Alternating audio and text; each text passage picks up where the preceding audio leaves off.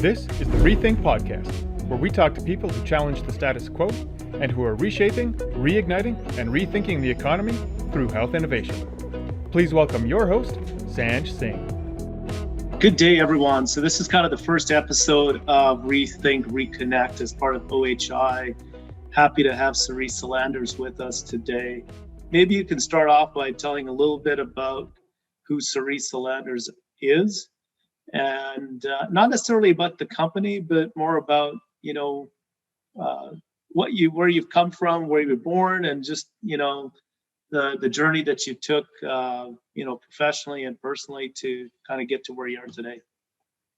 For sure. Well, thank you very much for having me. I'm super excited. And I think it's obviously very timely, whether people have chosen to look for different ways of doing business or they've been forced into it given the situation with COVID, whatever the reason being. I think it's very common to be in this situation. So I'm excited for your series and just appreciate being the first one. And I also like this question because I think it's super important and it is the foundation of who I am. I was born and raised in a little town called Val-Marie, way down south Saskatchewan, very close to the US border in the middle of nowhere. There's less than 100 people that live there. So when people say I'm from small town, well, really, how small? Because Val-Marie is pretty darn small. And I spent my whole high school career there. The whole thing was there. So it's an interesting place to grow up. And I think it's a foundation of who I am. From there, went to the U of S, and so I'm an alumni of the U of S, and started my work career selling life insurance door to door. So I was a door-to-door salesman. I got to tell you, that is the hardest job to this date. That is the hardest job that I have ever done, including being a startup CEO. Life insurance is something, as you said, you don't buy it for yourself, you buy it for someone else, but you also buy it with the hopes that you're never going to use it. And now I'm selling a product that I sell to people with the hopes that they never have to use it. And it's a very hard sales because it's very arbitrary and it's based on safety and it's based on security. And for employers and loved ones, it's based on keeping somebody else safe. So I feel like it's kind of come full circle for me that the hardest job that I ever started with, the school of hard knocks that I went through, and where I'm at today, which is also one of the hardest things I've ever done, have all come together. So I don't know if I'm a glutton for punishment or what it is, but here I am again. And so I did that, and it was related to the credit union system. And through that process, the credit union Saskatoon Credit Union brought me in to lead their wealth management division. And I think I got lucky from the perspective of the credit union system was going through a major overhaul themselves. This is the time when across the country, credit unions were merging. And so I started with Saskatoon Credit Union, and it merged through the years to become what it is today, which is Affinity Credit Union, which is quite a large organization. It so I feel like I was in the right place at the right time, and went from wealth management into an executive role. So I was a vice president through that in various departments. And so I got lots of exposure to, sales and strategy. And it was a great place to grow my career. Went back and got my MBA, and then realized that something was missing. And I was looking for, banking is interesting, wealth management is interesting, but it really wasn't quite, my passion and my desire. It was also around this time that, as on a personal level, I went through a major change with my mom getting sick and passing away, and my dad nearly passing away as well. And so I went through this massive life change of becoming a caregiver. I was going through this career thing and the MBA, and then it all kind of came together when I invented Aura, which is a personal wearable safety company. And so I kind of did the executive thing at the same time that I was building out Aura. That was all kind of happening at the same time. But then I realized I just couldn't do either one really well, and I had to make a decision. Yeah. And I figured that I would deeply regret if I didn't try this tech startup. Was it the change with your mom, getting sick and passed? Was it the same time that you're kind of going through this kind of metamorphosis and saying, gosh, there's something missing here, or what was the? It was my dad. It's your So dad? Okay. yeah, it was because it was so close together when all this was happening. And so mama's passed, which is traumatic. And then my dad is sick. And he ended up living with my husband and I for a period of time. But he wanted to, and he was living in Saskatoon, and he wanted to go back home to Val-Marie. So remember, small, remote, in the middle of nowhere. So he wants to go home. He's really struggling. We want him to be able to go home because he's quite young, and to be safe. And I'm thinking, well, how do I make that happen? How am I going to do that? My brothers are in Calgary and Okotoks. I'm here. Wants to be in Val-Marie. And that's where I really saw the gap, because I suggested medical alert devices to Dad, and he's like, there's no way. You're talking about the ones I've fallen, I can't get up, that type That's of right. commercial. But really, you're Garage door talking opener. about peace of mind for who? For you, or was it for him at the time? Well, he's at this point is still thinking he's pretty invincible, Independent. and Independent. independent, Of course. and yeah. not really willing to admit that he needs some help. So it was primarily for myself and my brothers. But that's a common trait. People that have worked hard all their life, and especially from rural Saskatchewan, which is really known for hardy and grit. Exactly. I grew up in Battleford, and not maybe as remote as Val-Marie, but the people that I met were very fiercely independent. Absolutely. And their identity was wrapped into that, right? And any sign of weakness, let's just say, and I'll put that in quotations, was needing help from somebody else, even though they would be willing to give up anything they wanted to do to help others, Yes. right? Which is kind of an interesting dichotomy, because on one hand, they're there to help anyone that needs help, but kind of like the doctors who are their worst patients, they're ready to help others, but really can't, convince themselves that they need to look after themselves. Absolutely. So tell a little bit about Aura, and the beginnings of that, and some of the lessons that you learned from that, and how you managed that process, and also what were you thinking and going through personally. Yeah, so Dad's going through all of this. We're looking at ways to keep him safe. I've floated different ideas by him, and I think that's where your ideas as an innovator comes out, is when you reach a problem or a roadblock. And the roadblock was Dad didn't want medical alert devices, but we still had this need to keep him safe, and we still wanted to know that he was okay. And so, because I had no exposure to this before, so I'm looking at these devices and I'm thinking, well, there's got to be a better way. And so the nature of who I am, as I am inquisitive, and I like to follow things through. So I started meeting. It's called people. Stubbornness, by the way. Well, that too. Which is a great trait to have, because a lot of people will tell you a lot of things. Yes, yeah. Have that belief and stubbornness, which carries you through some of those, times. Exactly. Yeah. When you're all alone, it's only you that's going to get you where you need to go. So I had these ideas about how we could do it better. And I really disliked that these devices, even though they've been around for 40 years and they did serve a purpose, what I didn't like about them is that they were very prescriptive. It has to look this way. It has to work this way. It really was demeaning to people. They're big, ugly garage door opener things. People told me how bad they felt, why they didn't wear them, all these things. And so I thought, okay, well, my idea was to make beautiful jewelry or very discreet devices. We've got smartphones. There's got to be a better way to do this. And so I wanted to create a wearable that paired with a smartphone. So it was mobile, is independent. It was for seniors that were more on the go, et cetera. And so that's where Aura came about, was this need to solve this problem for my dad, but also all the people will tell me that there's got to be a better way. So I create Aura, we go to market. I'm thinking this thing is going to be amazing. Like, how is this not the best idea ever? There's no monthly fees. It's not super expensive. So it's better priced. It looks better. It's more functional.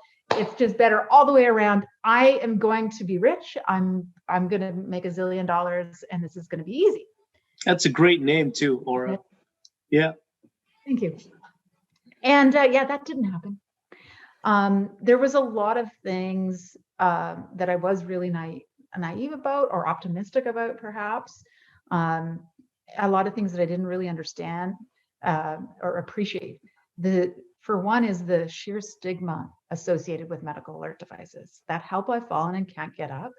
For anybody who is older, of any kind of older, says, I'm not that person. I'm not that person on the floor who's frail and elderly and can't get up. And so therefore, I don't see myself needing this product. It doesn't matter how beautiful it is. It doesn't matter how functional it is. It's the stigma associated with it. And that was just something I really underestimated.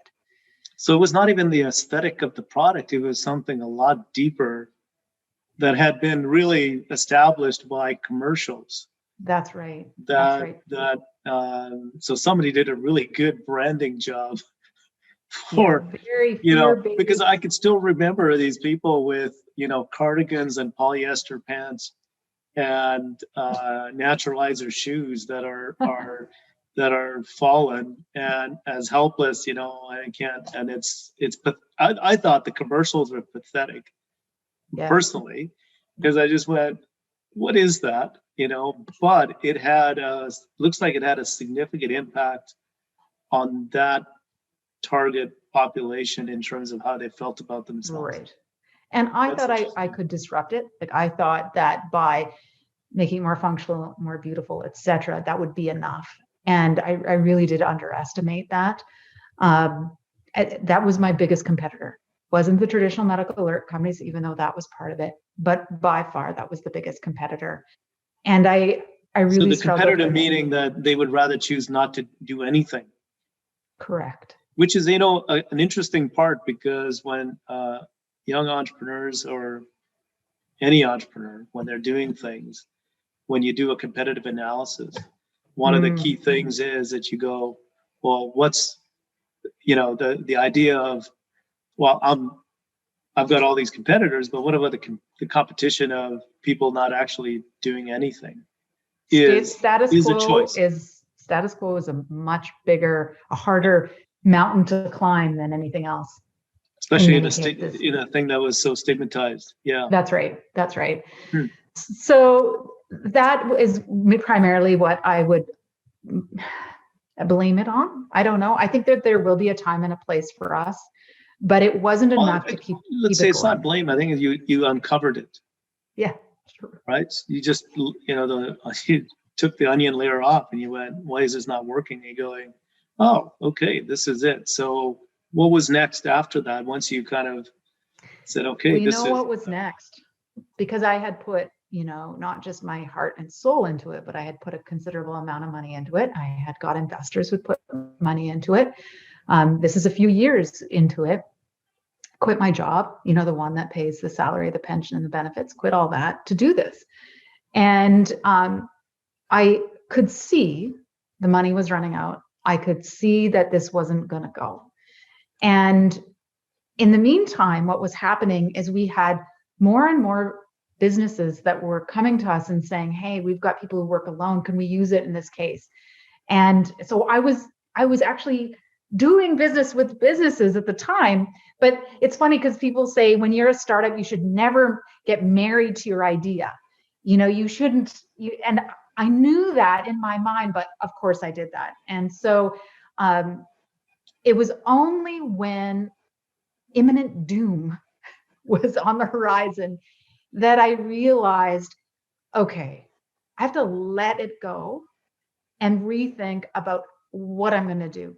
And it was fear-based, because I was fearful that if I sold my IP to somebody else, that they were going to be successful. And I thought, well, okay, but if they're successful, what are they doing differently? And that's what allowed me to let go of the initial idea and say, okay, what's really working? What's not working? And it was the aha of, well, businesses still need this. There is still the need for people who are alone that need to call for help. But it's not just the frail, elderly little old lady, but it's parole officers, and it's mental health and addictions workers. And it's all these people who are vulnerable, who have the same need. So that really was the awakening moment for me to say, okay, let's try this again. Let's do a hard pivot. Let's not throw out the hundreds and hundreds and hundreds of thousands of dollars of investment into hardware, software, firmware. Let's not throw that out, but let's rethink it and repackage it in such a way that it's going to be useful and valuable to somebody else. Yeah. So you actually bring up two concepts that I think a lot of entrepreneurs really need to keep in mind that you just did. Now, you were the impetus for you to do that was, as you said, fear and doom and stubbornness. But what you talk about is context and reframing and repositioning. And so what you just, eloquently explained is you change the context of the parole officers. You change the context of people who are, in a vulnerable position, because the vulnerability was really let's just say the one word. If you had a 1-2 word pitch, it'd be people who are vulnerable, we give them security, right? Absolutely. And you repositioned and reframed. We had to pivot and we had to go in this direction. And also, when you're on your second startup, you start to really understand what's important. And so with Aura, I obsessed about the name and the design and the colors and all of that sort of stuff. Second time around, I hired a marketing agency, Bob Marketing Agency, and their specialist is B2B. And I just said, okay, here's my vision. This is what I want to do. Let's do this right. Let's get the right, find a name, find a brand, because that's important, but it wasn't critical. What was critical is that we build out the platform. And so we listened to our customers. We heard them say, we need software solution. We need web-based solution. We need monitoring. We need these things. And we spent our time and our effort building out the technology, enhancing the technology so that it was better suited for this new market. And so while the marketing agency is doing the stuff that I used to lament over, I was focused in on our technical team and building out the business itself. And so by the time we were ready to launch, we could hit the ground running, and we did. And it's really been incredible these last couple of years in terms of the growth that we're seeing and the take up that we're having. And you actually said something earlier about, you want people to buy it rather than having to sell it. Up until now, we've never done any outbound marketing. It's all been inbound. We're really just dealing with all the inbound leads. We're going to start doing outbound, but we've been fortunate enough. And that's just showing us that there is such a demand for this product. There is such a need for this product. And, people are like, oh, you're so lucky. And I want to say, lucky? Oh my God. I went from near-death experience to this. It's not luck. It is not luck. It's so much more than that. But it's really been, I have to say, it's a lot more fun. Yeah, of course. I think it'd be good for the audience to maybe, give an example of how your product SolusGuard is used. Sure. Give an example of one of the segments that using it to give them some sense and context on, why these groups have kind of reached out to you and what problems you're solving, what problems you identified for them and now being solved. Yeah, exactly. And what's really interesting, because typically in a startup, they say, you should have one vertical and go deep into that vertical. So if you're into hotels, you should stay with hotels. But what's happening with us is that it's not really working that way, because we have all sorts of customers, property managers. We have, I'm telling you, all security guards. There's a wide range, but the consistency is that there are people who will work alone or in vulnerable positions and need to call for help quickly or need to check in. So what we do is we have a suite of hardware and software solutions that if you're that employee who's working alone or in potentially vulnerable state. So if we give an example, we talked about parole officers. So if you can imagine a federal parole officer who has to meet with a federal parolee by themselves, they're concerned. And so we provide them with a wearable safety button that they can click the button, call for help, call 911, call the National Monitoring Center, which is their own monitoring company, or they have a regular or an automated check-in. So they have to check in every so much time. Otherwise, it sends out an automated alert. So that's in terms of the user, the actual end user uses our products, hardware, software, can be one, can be either. But then we've also recognized that our true customer actually is the employer. So in this case, it's Correction Services Canada, the employer who has a legal obligation to keep those employees safe. So that's what they're concerned about. So their needs are a little bit different. So we have other tools for them on the back end, reporting, monitoring, management, all of that. And then we've got the National Monitoring Center. This is their job. And we've created dedicated tools for them to support those employees. So now instead of being a panic button product company, we now offer a full suite of products and services that are ideally positioned for that enterprise company or customer who's got this more complex need, all still based around the need to keep that employee safe. So how many of those aspects of the business did you have on day one, as opposed to adding those components, as the need emerged? And how quickly were you able to assemble the resources to be able to execute on that? Oh, boy, the complementary assets, I guess the complementary assets, right? Yeah, this was a balance between, getting it out there, getting your MVP out there, and MVP for the audience means minimum viable product. Minimum viable product, not most valuable player. That's just no. Right. Getting your MVP out there. So it's a balance between doing that and not getting started in the wrong way, right? So we started by repositioning our hardware and having a manager type app. That's how we started with, because that was our low hanging fruit. We had that already with Aura. We just needed to create a new app and a new way for them to manage it, new branding, all of that. And so our MVP was repackaging Aura and creating this new software solution to get it out. So our first website, which we've recently just redone, was that. It was a panic button website, and that's what it says. This is what you do. 6 months later, less than 6 months later, we launched our check-in, check-out software app, which is a standalone product all in of itself. So we did that. And then after that, we launched the back-end web app for the National Monitoring Center, that proprietary product. Since then, we brought in satellite extender for remote.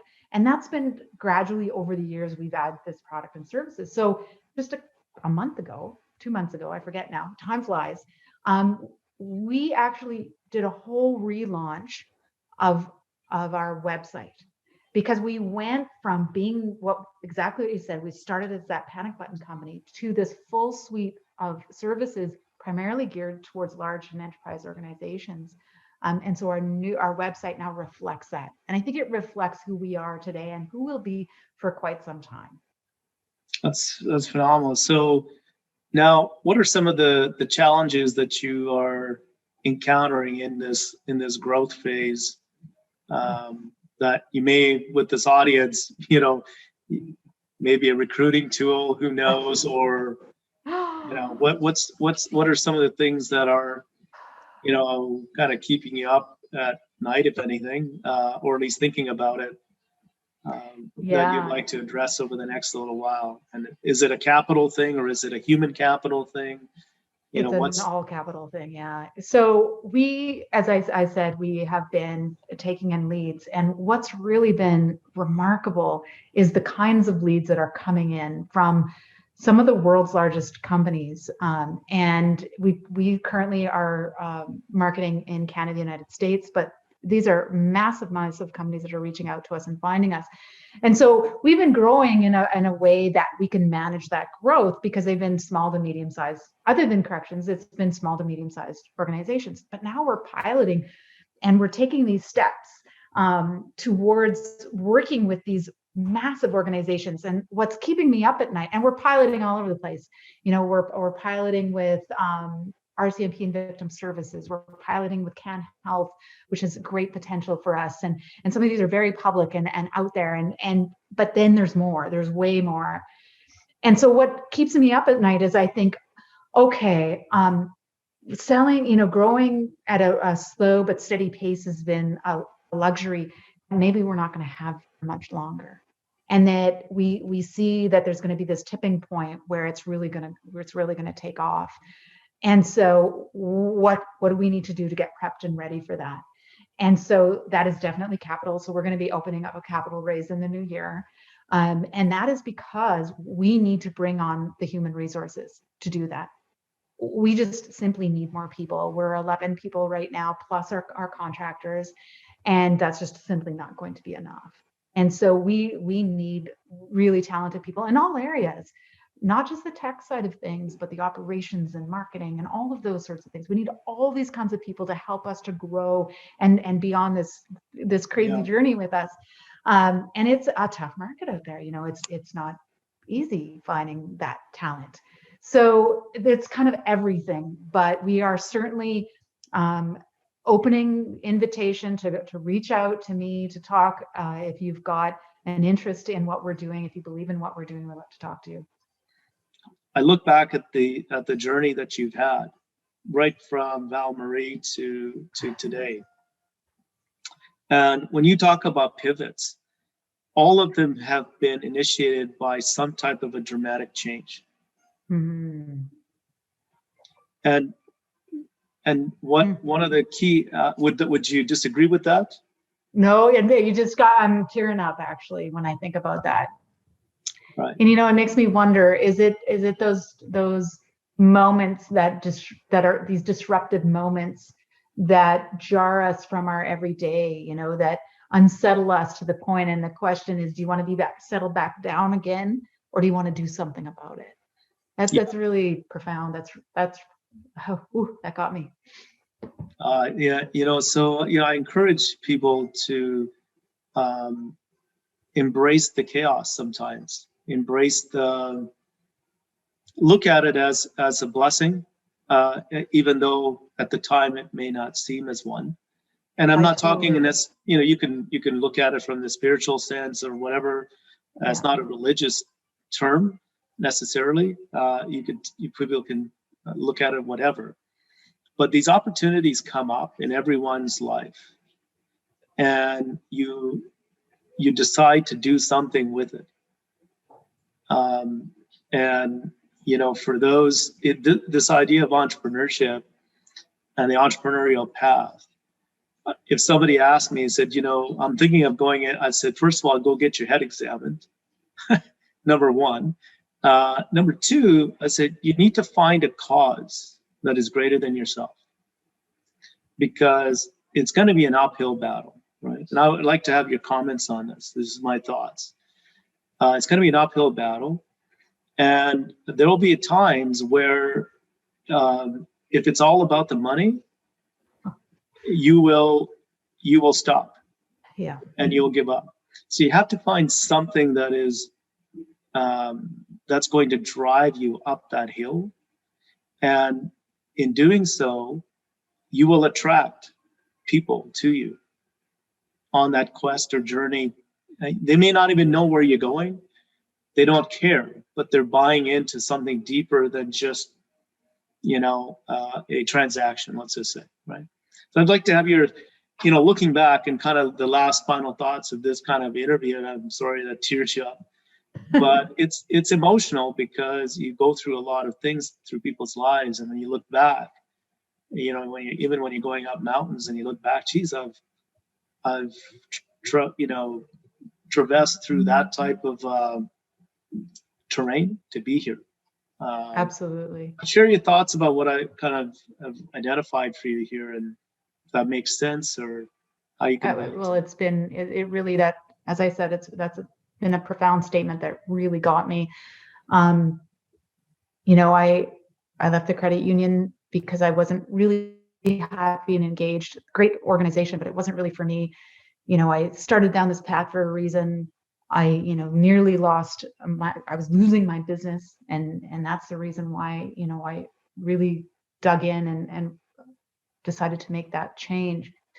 So from a personal perspective, I see it. Like I see that it's when things were at the hardest that I really allowed myself to open up to new ideas. However, or in addition to that, what gets me going every single day is the people's lives that we impact. It started with our very first Aura customer whose life we saved, Gladys. And when she told us how our product saved her life, at that moment, I knew that we were onto something special. And Gladys, although she's passed on from natural causes, is my inspiration every day. And the reason why Aura still exists and people still buy Aura almost every day. So there's that. But then there's the people in businesses now that call us and tell us how SolusGuard has helped them. And it's helped them to go to work and feel safer. It's helped them to be able to do their job. It saved their life. And I consider myself to be incredibly blessed that I get to be in this position to be able to offer this service to other people. And I just think I am absolutely living my best life. I am so privileged to have this opportunity, even when times are really, really tough. There is no one luckier than me.